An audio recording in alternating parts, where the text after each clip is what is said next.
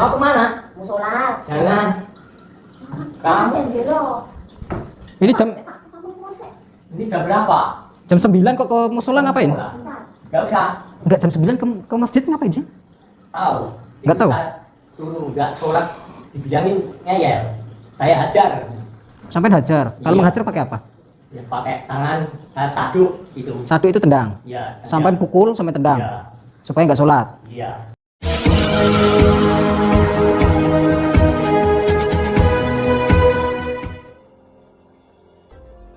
Assalamualaikum sahabat spiritual yang berbahagia. Video ini adalah ketika Gus Nur Samsun ingin menobatkan Mbah Karto Saduk, seorang dukun santet yang sangat menyesatkan. Ketika dia melihat istrinya mengerjakan ibadah sholat, sang dukun malah melarangnya. Bahkan tidak jarang dia menendangnya. Lalu bagaimanakah aksi Gus Nur Samsun dalam menjalankan misinya kali ini? Dan mampukah Gus Nur Samsun menobatkan sang dukun? Silahkan disaksikan kisahnya selengkapnya. Dan semoga Allah Subhanahu wa Ta'ala senantiasa melindungi Gus Nur Samsun dalam menjalankan setiap misi dakwahnya. Bismillahirrahmanirrahim. Allahumma sholli ala sayyidina Muhammad wa ala ali sayyidina Muhammad. Lihum satun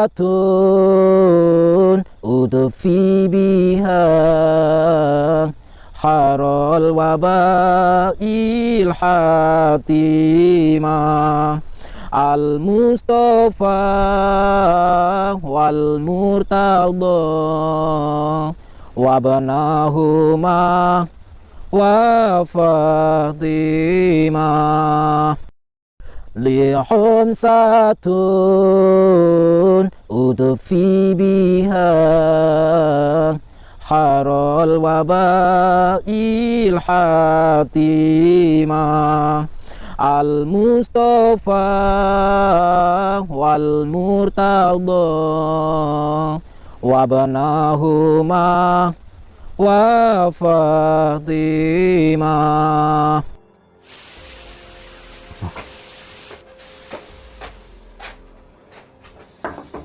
Lanun. Lanun. Lanun.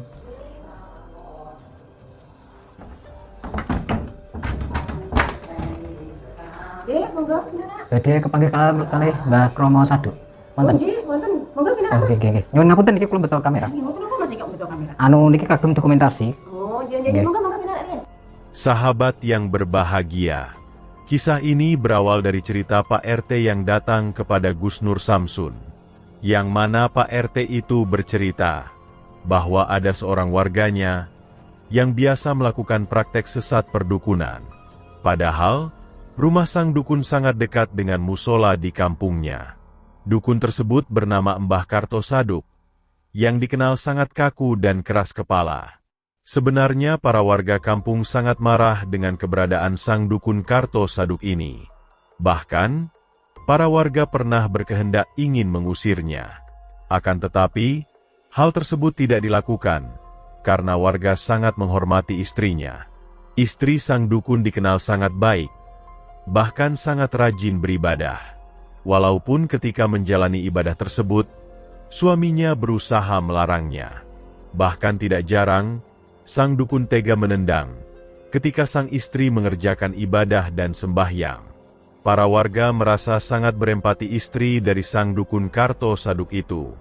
Maka sebab itu Pak RT datang mewakili warga untuk minta tolong kepada Gus Nur Samsun.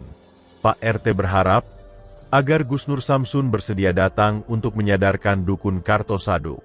Dan karena dimintai tolong Pak RT dan warga itulah Gus Nur Samsun kemudian merencanakan misinya. Gus Nur Samsun datang ke rumah sang dukun untuk mencoba menyadarkannya. Dan untuk menjalankan misinya tersebut, Gus Nur Samsun menyamar dengan nama Eka, seorang mahasiswa yang ingin mengerjakan sebuah skripsi. Dia berpura-pura minta referensi pengetahuan tentang sejarah ilmu perdukunan. Dan ketika Gus Nur Samsun datang ke rumah sang dukun, Gus Nur Samsun kemudian diterima oleh sang perempuan istri dukun yang katanya sangat baik itu. Dan benar saja, Gus Nur Samsun merasakan sendiri kebaikan sang perempuan. Sikapnya yang ramah, juga tutur katanya yang sangat sopan. Cukuplah untuk mencerminkan kebaikan dari sang istri dukun tersebut. Dan setelah mengenalkan dirinya dan menyampaikan tujuannya, Gus Nur Samsun pun segera meminta sang istri agar mempertemukannya dengan suami dukunnya. Lalu apakah yang kemudian terjadi? Setelah Gus Nur Samsun bertemu dengan Mbah Dukun Karto Saduk itu, dan mampukah Gus Nur Samsun untuk menobatkannya? Silahkan disaksikan videonya selengkapnya. Nah ini saya permisi bawa kamera Mbak. Saya untuk dokumentasi ini pelajaran. Jadi saya yang pertama karena saya dapat tugas juga, pengen tanya-tanya sama Mbak Kromo Saduk. Nama aslinya siapa Mbak? Karto Saduk. Oh Karto Saduk. Ya. Oh saya ingatnya siapa Kromo Saduk? Karto Saduk ya? Ya. Ini siapa? Ini suami saya. Suami itu laki. Istri Oh saya. istri. Suami kan laki-laki Mbak. Iya. Ya. Oh, nggih. Gak usah repot-repot. Tujuannya mau apa? Tujuannya pertama pengen kenalan Mbak. Ya.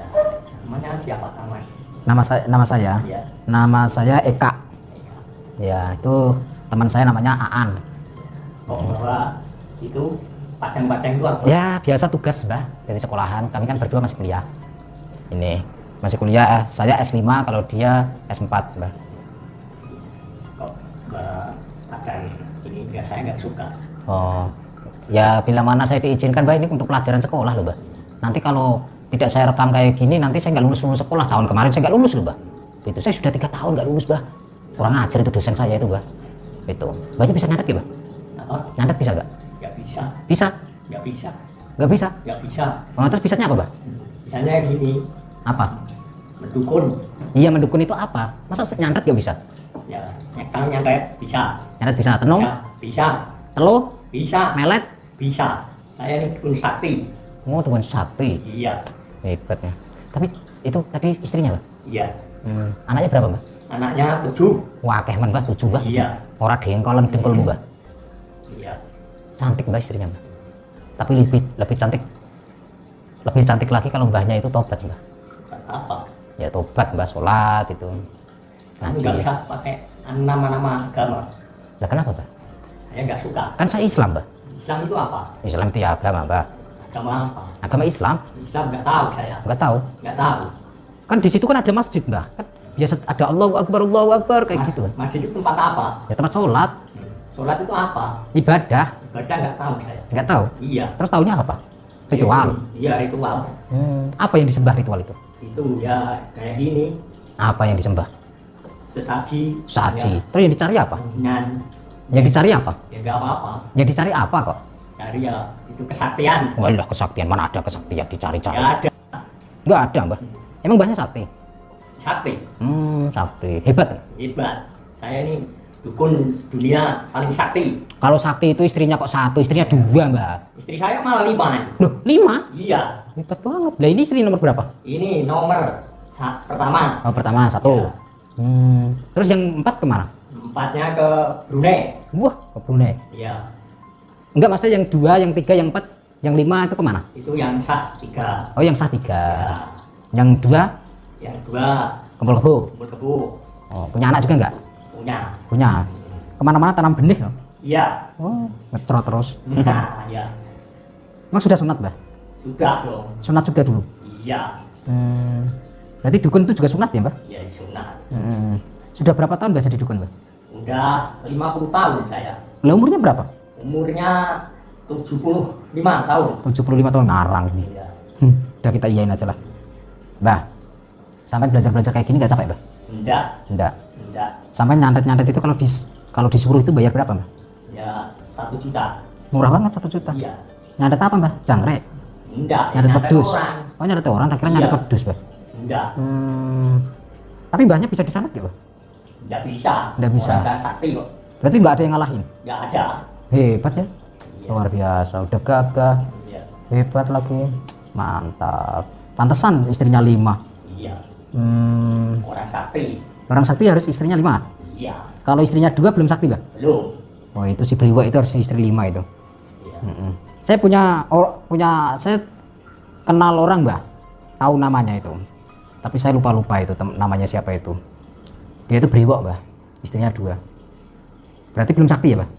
Belum. Yang sakti itu istrinya berapa? Istrinya 5. 5. Saya ini kan dari kampus Mbah. Saya ini kuliah jurusan pengalaman alam gaib. Jadi mencari hal-hal yang mistis. Nah kebetulan saya kan ketemu sama Mbah siapa? Karto Sado lah. Mbah Karto Sado ini kan sakti. Bisa melihat setan nggak Mbah? Bisa. Bisa. Temannya? Iya. Saya datang ke sini itu cuman begini Mbah. Pengen tanya-tanya tentang Mbah. Ilmunya seberapa, sakti atau tidak, terus hebat atau tidak, bisa nyantet atau tidak. Saya cuma pengen tanya-tanya saja Mbah. Saya nggak mau apa-apa, cuma pengen tanya-tanya. Cuman karena saya sudah mendengar, saya minta, istrimu sholat nggak? Ya itu saya suruh nggak sholat, saya ajar. Nah, itu bawa mukenah itu. Kamu kesini itu bawa mukenah itu. Jangan. Mau kemana? Mau sholat. Jangan. Kamu Ini jam berapa? jam 9 kok ke musola ngapain? Nggak usah. Enggak, jam 9 ke masjid ngapain sih? Tahu. Nggak tahu. Saya suruh nggak sholat, dibilangin ngeyel. Saya ajar. Sampai hajar. Kalau Iya. menghajar pakai apa? Ya, pakai tangan saduk gitu. Satu itu tendang. Ya. Sampai pukul sampai tendang. Iya. Supaya nggak sholat. Iya. Tapi masih ngeyel. Ngeyel. Sholat terus. Iya. Ya berarti itu istri sampean tuh orang baik, Mbak. Ya nggak baik. Nggak baik. Nggak baik. Yang baik siapa? Saya. Oh, nyantet orang itu baik. Ya. Alah, mana ada. Tobat, Mbak. Kamu jangan ramain saya. Loh, kan anak istrimu juga jam 9 ke musola itu ngapain gitu loh. Itu udah saya bilangin. Nah, tadi katanya mau bikinin saya wedang, malah kamu sholat. Itu. Tahu. Coba Mbak, dipanggil Mbak. Suruh pulang Mbak.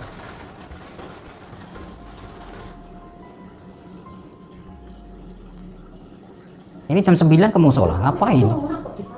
Oh, nggak bisa sholat kok. Lah jam 9 sholat apa? Sholat isya? Nah kalau di rumah emang nggak boleh? Suruh nggak sholat. Sholat di rumah ngecek-ngecek. Men, orangnya disorot lah men. Malu ntar. Tidak sholat susah Pak ya Pak. Nggak bisa sholat. Kamu dibilangin ngeyel. Enggak oleh dia terus aja. Sholat itu apa? Ya sholat ya. Apa dia supaya hati tenang. Enggak. Oh, tuh. Nggak bisa. Nggak usah sholat. Dia ada sholat juangel. Nggak usah. Saya nggak sholat sakti. Oh nggak. Itu istri sampai itu orang baik loh. Baik apa? Nah sholat itu tadi Sholat itu apa? ibadah, pokokmu ini loh. Jangan ramain saya. Ceramain. Orang Sholat sampai tobat. sholat itu apa? Sholat itu ibadah diomongi kok. Kamu nantang saya ya? Aku gak nantang, mengingatkan istrimu orang baik, pengen bisa sholat di rumah, kenapa kamu melarangnya? Ya, saya larang. Orang sholat itu Nah apa? sholat di musola nggak boleh, sholat di rumah nggak boleh, maksudmu apa tujuanmu? Ya, nggak sholat. Biar tidak sholat. Oh, Dibilangnya ya. yang kamu itu yang ngeyel. Kamu nantang saya. Nah kalau iya kenapa? Ayo. Saya suruh tobat. Tobat. Tobat itu apa? Saya Tobat tanya. apa? Tobat tuh ini nih, tobat. Kamu nantang. Nantang kenapa? Ayo. Saya nggak takut sama sampean. Itu. Apa? Mau apa? Apa?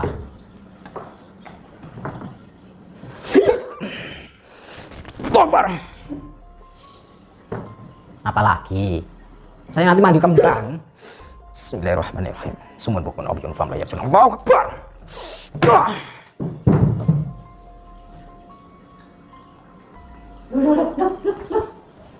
Bapak ini bocah Mas. Loh, Mas. Loh. Ini mau kenapa nih Mas? Bikin dia makan ini. Oh, ya Allah. Mas, tadi Mas. Ya Allah. Ini kenapa nih? Ini mau kenapa nih? Ya Allah. Tidur tuh. Ya Allah. Pak ini Mas. Bocah Mas kenapa Pak ini? Saya nggak ngapa-ngapain. Lah masa Pepe di sana tadi lho. Eh, Coba jangan lagi. Ngantuk itu. Ya Allah. Apa ini ya Allah? Apa? Tadi ya Bapak. Coba. Ya Allah. Sini. Ini apa maksudnya nih Pak? Jangan- Bismillahirrahmanirrahim. Mas, gimana Pak nih ya Allah? Kita buang ilmunya. Itu ilmunya istri suamimu sudah tak buang.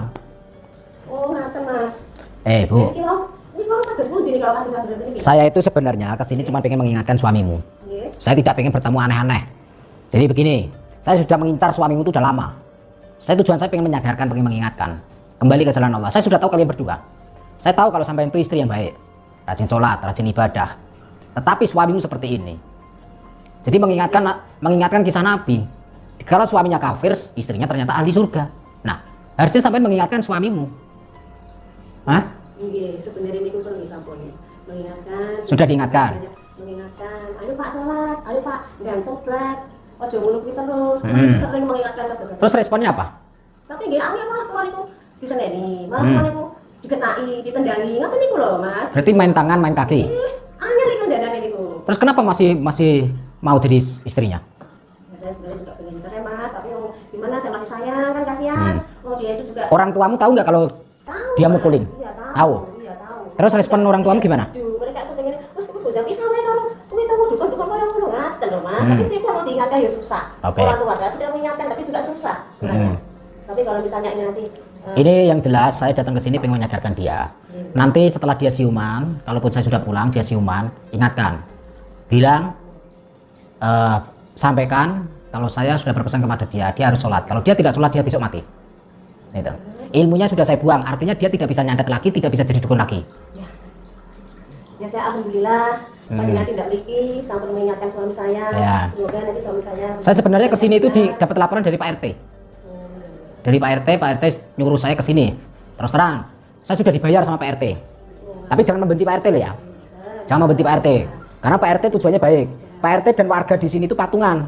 Saya dibayar 50 juta untuk menyadarkan dia. Itu. Saya sudah dibayar diongkosin 50 juta untuk menyadarkan dia. Ya, warga di sini itu sudah resah dengan dia.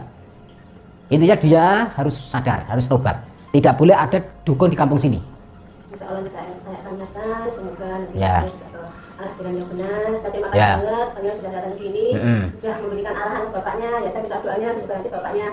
Ya kalian dulu kok rame-rame ini loh Bu. Jadi siapa? Ibunya? Ibu, nggih. Ibu. Jadi gini Bu, Nggih. ini menantu sampean. Nggih. Dia kan selama ini dukun. Sampai sebagai mertua, nggak pernah mengingatkan. Dah. Tapi ke ngoten niku, sadar-sadar ngoten. Mboten purun ngamuk. Nggih, ngamuk. Itu saya diamuk. Ada Belajar ilmu kalau gurunya salah, efeknya seperti itu. Temperamen, ngamuk dan sebagainya. Jadi kalau belajar itu, cari guru yang sanatnya benar-benar sampai Rasulullah. Sampai kan berdua sholat kan? Hanya nggih sami-sami.